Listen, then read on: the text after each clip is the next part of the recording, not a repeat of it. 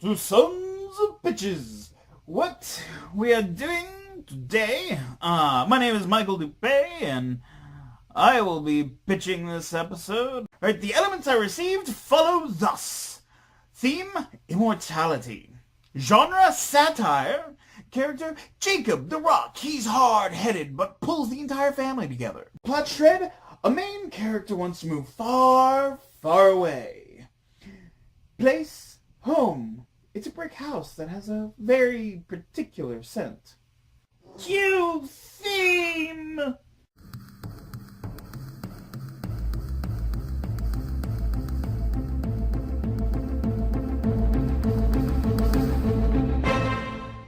We open up, we got Jacob throwing a rock with his father. They would play catch every Sunday, but they couldn't afford a baseball, so they just threw a rock.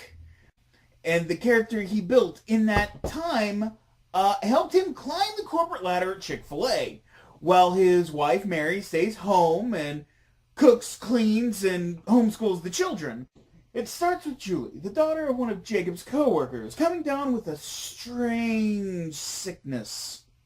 And in her fevers, she starts speaking tongues, but it is a strange, demonic language. Guttural equations of depravity. They get a well-known preacher knowledgeable in the occult and other bedevilments. He sees her state and knows immediately that they are dealing with math. As the mathogen afflicts more and more children, they see that it is being transmitted through a series of tubes known as the interwebs. The children begin to use strange incantations known as Googles to achieve their goals. Well, okay, there's one kid who invokes beings, but it gets the same result. Anyway, once they see how the mathogenic plague spreads, Jacob sees himself as responsible for bringing his family to the big city of Atlanta, all so he can go farther in the corporate world. So, he moves far, far away, all the way back to Iowa, to the red brick farmhouse he grew up in, on the pig farm. I am not familiar with pig farms myself, but I would be rather shocked if they didn't have a very particular scent.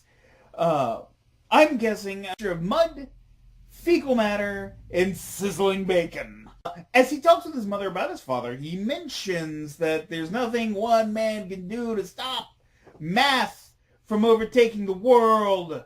She reminds him that he's not alone, and that God only needs one man. And he's like, Mother, where are the children? I haven't heard a peep from them this whole time.